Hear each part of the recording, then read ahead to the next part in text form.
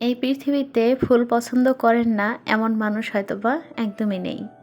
ফুল কিন্তু আমরা সবাই পছন্দ করি। তবে যেই ফুলের দেখবেন যে একটু সুঘ্রাণ বেশি, সেই ফুলটা কিন্তু আমরা অনেকেই বেশি পছন্দ করি। তা আমাদের সবসময় উচিত নিজেদের জীবনটাকে এমনভাবে সাজিয়ে গড়ে তোলা, যাতে আমরা সবার পছন্দনীয় হয়ে উঠি। হ্যালো এভরিওয়ান, আসসালামু আলাইকুম। Welcome back to my another new blog. সবার কী অবস্থা, কেমন আছেন? আই হোপ সবাই ভালো আছেন, সুস্থ আছেন। আবারও একটি ব্লগ নিয়ে আপনাদের মাঝে হাজির হয়েছি। আশা করছি আমার সব আপুরা আমার এই ব্লগটির A to Z সাথেই থাকবেন। তো এখানে হচ্ছে আমার বাসায় গেস্ট চলে এসেছে। কারা এসেছে সেটাও আপনাদের সাথে বলবো। তো সেই গেস্টের জন্য এখানে টুকিটাকি কিছু বাজার সেগুলো নিয়ে এসেছে। তো সেগুলোই আর কি আপনাদের সাথে একটু শেয়ার করছি। তবে প্রতিদিনের মতন সেই ছোট্ট একটি অনুরোধ সবাইকে করতে চাই, যারা এইমাত্র আমার ভিডিওটি দেখা শুরু করেছেন কিন্তু ছোট্ট একটি লাইক দিতে ভুলে গিয়েছেন, প্লিজ একটি লাইক দিয়ে ভিডিওটি কন্টিনিউ করবেন।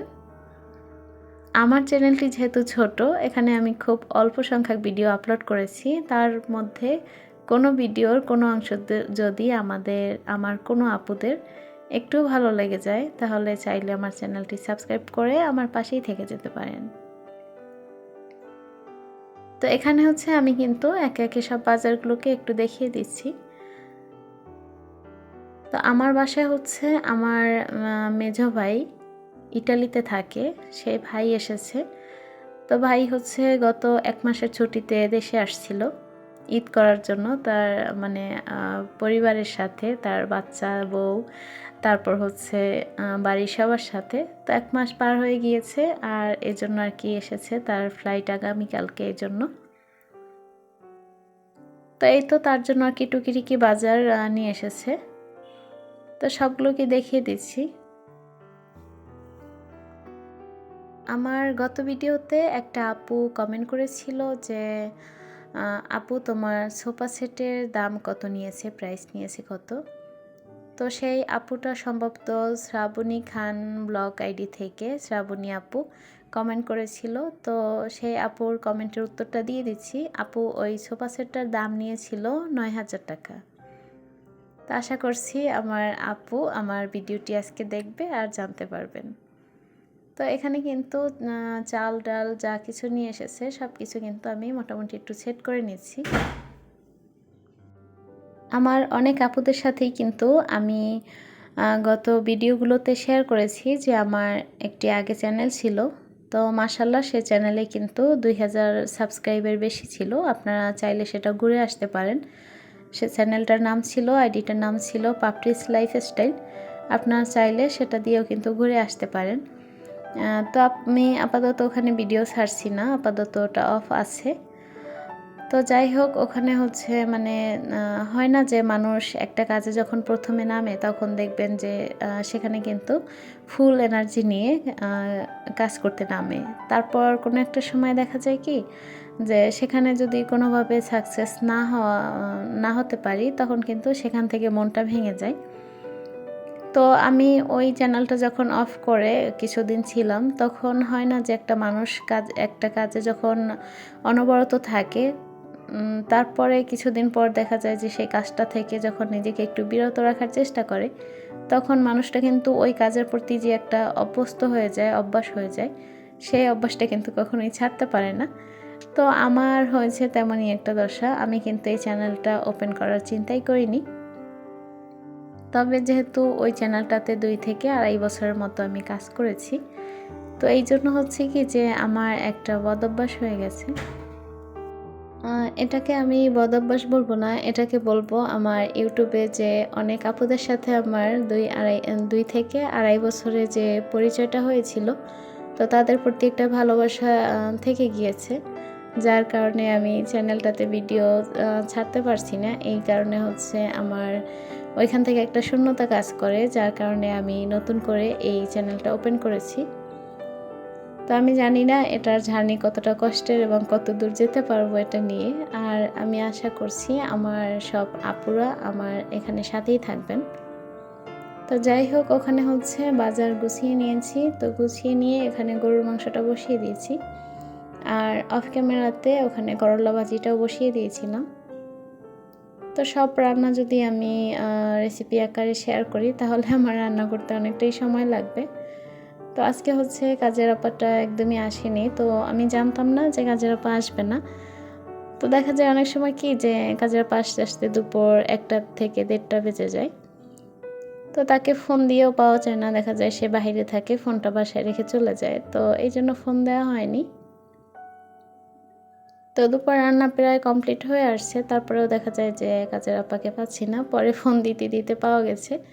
তো পরে বলতেছে যে আপা আমার মাথা খুব ব্যথা করতেছে, যার কারণে আমি আজকে আসতে পারবো না। তো যাই হোক, আমি বললাম যে দেখেন, না আসবেন সেটা তো আমাকে একটু জানালেও পারতেন, যেহেতু বাসায় গেস্ট আছে, আর এই অবস্থায় 2 বাচ্চা নিয়ে কিভাবে সংসারের সব কাজকর্ম আমি একা হাতে কিভাবে সামলাবো। তো যাই হোক, তারপর আর বেশি কিছু বলতে যাইনি, কারণ মানুষ মাত্র অসুস্থ হতেই পারে। আমরা নিজেরা যখন অসুস্থ হই তখন আমরা বুঝতে পারি যে অসুস্থ হলে ঠিক কেমন লাগে। আর তারা তো অসুস্থ হয়েও অনেকের বাসায় 7-8টা বাসায় কাজ করে। তো যাই হোক, তারপরে আর কি রান্নাবান্না শেষ করে যা কাজ তার জন্য ফেলে রেখেছিলাম সব কাজগুলোই কিন্তু নিজেকেই করতে হয়েছে। তো এখানে আমি গরুর মাংসটা কিন্তু অফ ক্যামেরাতে অনেকবার কষিয়ে নিয়েছি, কষানোর পরে ওখানে পানি দিয়ে দিয়েছি। আর ওখানে কিন্তু আমি পরে মাংসের ভিতরে আলুটা অ্যাড করে তারপর প্রেসার কুকারে বসিয়ে দিয়েছি। আর এখানে হচ্ছে ইলিশ মাছটা বসাবো। তো ইলিশ মাছ বসাবো বলতে আজকে ইলিশ মাছটাকে আমি কোনো রকমের তেলে ভাজি করব না, ডিরেক্টলি রান্না করব। অনেক সময় দেখা যায় কি যে বাজার থেকে যখন মাছটা কিনে নিয়ে আসে, মাছটা দেখা যায় যে এমন অবস্থায় থাকে যে সেটা তেলে না ভেজে কিন্তু খাওয়ার মতন অবস্থা থাকে না। আমরা যখন গ্রামে ছিলাম, আমাদের দেশের বাড়ি কিন্তু বরিশালে, তো তখন কিন্তু একদম তরতাজা মাছ খেতাম, আর সেটা কিন্তু তেলে ভেজে খেতে হতো না। কিন্তু এই ঢাকাতে এসে কিন্তু সেই রকমের তরতাজা মাছ তো দূরের কথা, ভালো ধরনের কোনো কিছু পাওয়াই যায় না। তো যাই হোক, শহরে বসে তো আর গ্রামে সেই তরতাজা জিনিস কখনোই পাবো না, সেই আফসোস করলেও আর হবে না।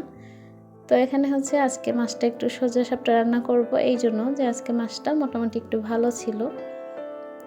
তো এভাবে যদি তেলে না ভেজে ইলিশ মাছ রান্না করা হয় তাহলে হয় কি, মাছটা কিন্তু অনেকটা সফট থাকে। আর পোলাও দিয়ে যেহেতু মাছ খাওয়া হবে, এই জন্য ভাবছি যে আজকে মাছটা এভাবে সোজা সাপটাই রান্না করব। তো আমি কিন্তু ইলিশ মাছ রান্না করতে গেলে কোনো ধরনের বাড়তি মশলা অ্যাড করি না, জাস্ট পেঁয়াজ দিয়ে কিন্তু আমি মাছটা ভাজি করি। অনেকে দেখা যায় ইলিশ মাছের মধ্যে রসুন বা আদা এগুলো ইউজ করে, কিন্তু আমি ইলিশ মাছের মধ্যে বাড়তি কোনো মশলা আমার কাছে ভালো লাগে না। তো কথা বলতে বলতে আমার কিন্তু মাছ ভাজিটা হয়ে গিয়েছে। ওখানে মাছ ভাজিটা নামিয়ে এখানে হচ্ছে পোলাওটা বসিয়ে দিয়েছি। তো খুব তাড়াহুড়ো করেই আজকে রান্না করতে হয়েছে, কারণ যেহেতু কাজের আপা আসেনি, আর দুপুর 1টা থেকে 1:30টা বাজে। তখন যখন জানতে পেরেছি যে আপা আসবে না, তখন পুরো কাজটাই যখন মাথার উপরে ছিল, তখন তো বুঝতেই পারছেন যে একা হাতে সব কাজগুলো সামলিয়ে তারপর রান্নাবান্না, সেই সাথে মেহমানদের খাবার দাবারের আয়োজন, এগুলো একা হাতে করতে কিন্তু অনেকটা সময়ের প্রয়োজন হয়। আর সেই সাথে আমার তো ছোট্ট বাচ্চা আছে, তাকে নিয়ে তো আরও বেশি একটা মহাজালা হয়ে যায়। তো আমি এভাবেই পোলাও রান্না করি। আমি জানি না আমার আপুরা কিভাবে কি রান্না করে, বা হয়তোবা দেখে কে কি বলবে, তবে আমি এভাবেই রান্না করে থাকি।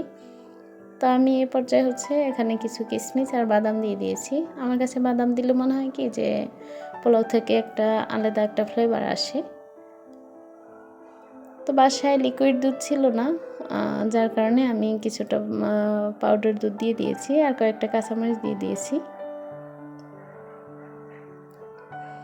তো মোটামুটি ফুটে উঠেছে। ওঠার পরে আমি এ পর্যায়ে হালকা একটু চিনি দিচ্ছি। আমার কাছে পোলাও রান্নার মধ্যে যদি হালকা একটু চিনি মেশানো হয়, তাহলে আমার কাছে মনে হয় কি যে পোলাওটা খেতে আর কি ভালো হয়। তো এখানে কিন্তু পোলাওটা হচ্ছে, আর এখানে আমি প্রেসার কুকারে যে মাংসটা বসিয়েছিলাম, মাংসটাও কিন্তু হয়ে গিয়েছে। এখন মোটামুটি একটু ভাজা জিরের গুঁড়া দিয়ে তারপরে কিন্তু মাংসটা নামিয়ে নিব। কিছুদিন যাবত অনেক গরম ছিল, মোটামুটি এখন কিন্তু আলহামদুলিল্লাহ অনেক বৃষ্টি হচ্ছে, সবাই কিন্তু স্বস্তির নিঃশ্বাস ফেলছে। যাক, সব কিছুর জন্যই আলহামদুলিল্লাহ, আল্লাহ যা কিছু করেন সব কিছুই কিন্তু বান্দার মঙ্গলের জন্যই করেন। তো এখানে আমার পোলাওটা কিন্তু একদম হয়ে গিয়েছে। এখন আর দমেও রাখতে হবে না, মোটামুটি একদমই হয়ে গেছে, এখন নামিয়ে নিব। তো এই তো ছিল আমার আজকের রান্নাবান্না। আমার আপুদের কাছে সব কিছু শেয়ার করেছি। আশা করছি আমার আপুদের কাছে ব্লগটি ভালো লাগবে। এই তো দুপুরে রান্নার সব কিছু গুছিয়ে নিয়েছি, খাবারের আয়োজন করে ফেলেছি। তো দেখা হবে আবারও নেক্সট কোনো ব্লগ নিয়ে। সেই পর্যন্ত সবাই ভালো থাকবেন, সুস্থ থাকবেন, আমাদের জন্য দোয়া করবেন। আল্লাহ হাফিজ। আসসালামু আলাইকুম।